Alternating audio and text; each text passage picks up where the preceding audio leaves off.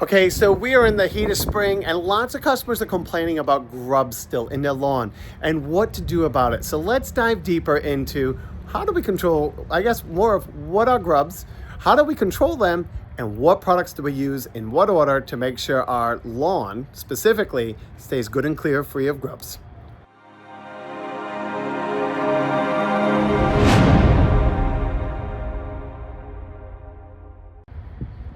Okay, so I'm sorry. It's bright out, and so you're gonna have to deal with the sunglasses today.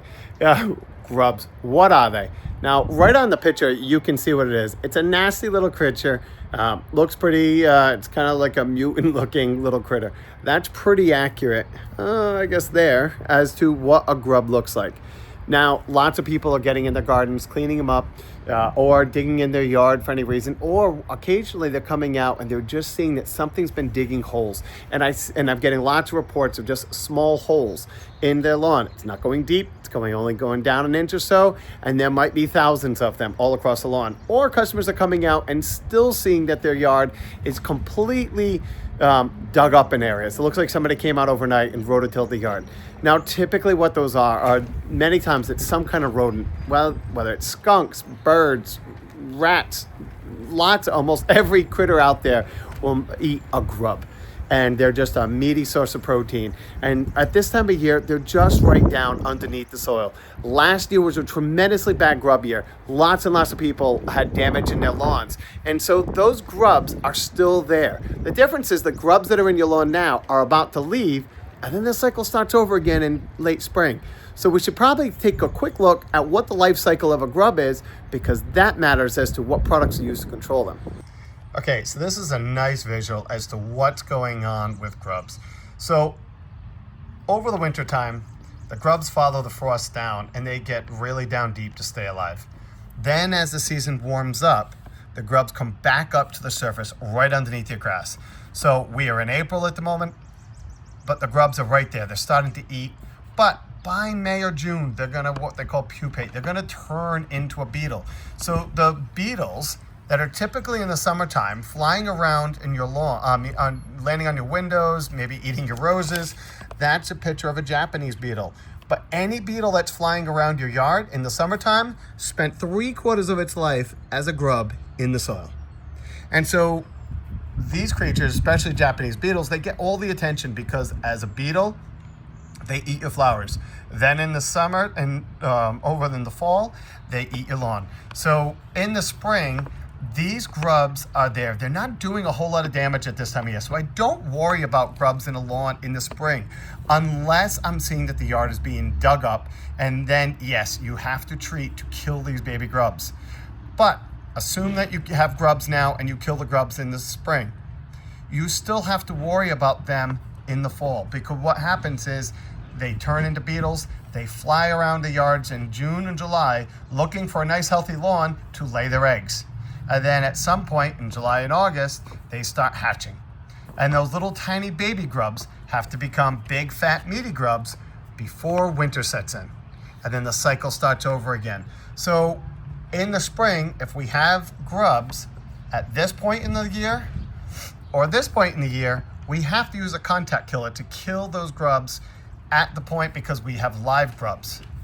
The goal is to wait till around here, just as they're about to leave as beetles, and then put down a preventative, because with this life cycle, you want to kill the grubs in the fall.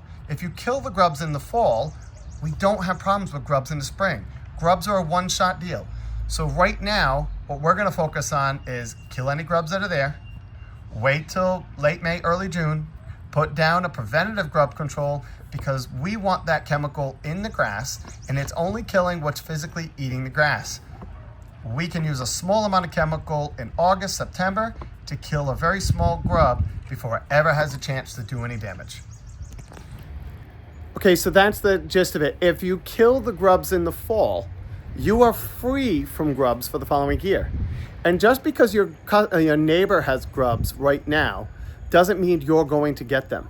So basically, if this was fall and you saw a big patch of grubs in your yard, they're not marching along. These aren't caterpillars. They move like feet or yards in their entire lifetime. So wherever they lay their eggs, the damage is going to be pretty isolated, typically to that area or the surrounding areas. The difference is I look at it as if I'm a female beetle in the month of June and I'm flying around looking for nice healthy grass to lay my eggs.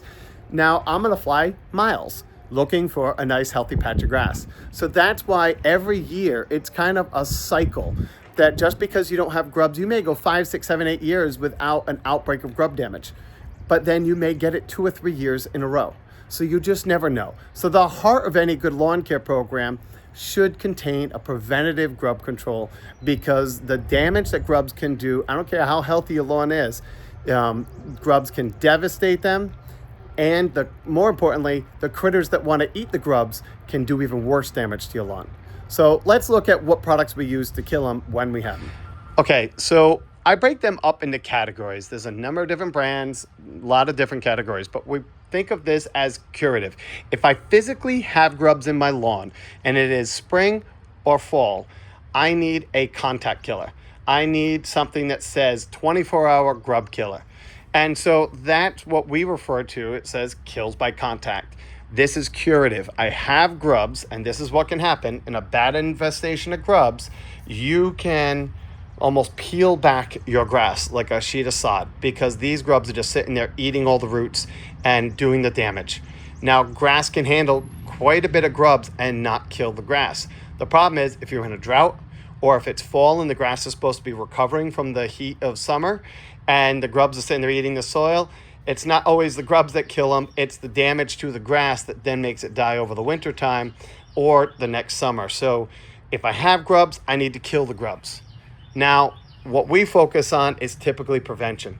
So even if you killed the grubs early spring, late May, early June, we recommend putting down something that says season long.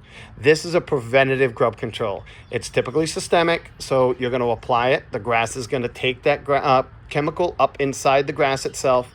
So it's only going to affect critters that are physically eating the grass. And that's these grubs. When they start hatching in June, or rather July and August, when they start hatching, we can use that small amount of chemical that's in the grass itself and only kill what's eating the grass. This is where we focus on prevention. Now, one last category that's all on its own is milky spore. This is a great product. Now, I should specify that there are about 3 different types of caterpillars beetles, that their grub will attack lawns. This product is going after the Japanese beetles, which tends to be the worst one in most lawns. This is a one-time natural product. This is a great product because the fact that it's kind of fighting Mother Nature with Mother Nature. This is a variation of the same spores that are in the soil. You're basically infecting the grub with its own natural controls. The difference is we're supercharging the yard with milky spores to go through. This product claims to control the grubs for up to 10 years. The last time I read it, they might have changed it, but historically I have found that sure enough, I've been selling this for 25 years, and like clockwork, I've had countless feedback from customers that said it's done a great job, but by the 10th, 11th season, they started getting grub damage again. This is a one-shot deal. This product comes in 2 different forms. One, it comes in a granular that you can put inside a bag like this that you put in a spreader, but most customers I find go with this application. This is highly concentrated. It's just a powder. It's only probably a couple pound bag, but it covers 10,000 square feet. The problem with milky spore is how you have to apply it. You have to put down like a teaspoon every 4 feet over your yard. So what you're doing is you kind of put it down, move over 4 feet, put another teaspoon, move on 4 feet, and then you keep going over. Then you move over 4 feet and do it like a big checkerboard pattern over your yard. So the manufacturer came out with this. I refer to it as like a giant salt and pepper shaker. You just pour the pouch in here, and then you can walk around with this dispenser and just kind of shake it. Move over 4 feet, shake it again, and then make a big grid out of your yard. Tedious to apply, but one-shot deal at doing a very good job to naturally control grubs in the yard. This is definitely an underutilized tool, and one thing that we recommend every chance we can get. So milky spore is an option, but timing is key also. I find that when you go naturals like milky spore, you have to realize that the grub is going to eat the spores. They're going to become infected. And then the spores will kill the grub, and then they spread the spores. That's how it naturally cycles itself. So once you use milky spore on a lawn, you don't ever want to go back and use synthetic chemicals or anything else to kill grubs, because you're inadvertently killing the spores that are trying to control the grubs. That being said, you can still, anything natural, you can still get isolated outbreaks if you're having a really bad grub year. So yes, you can, on a preventative area, not preventative, if you're getting an outbreak, go and treat those individual areas, because if not, you're going to lose your lawn. But outside of that, don't go treating your whole lawn. Don't switch over to preventative, because you're losing the benefits of the naturals.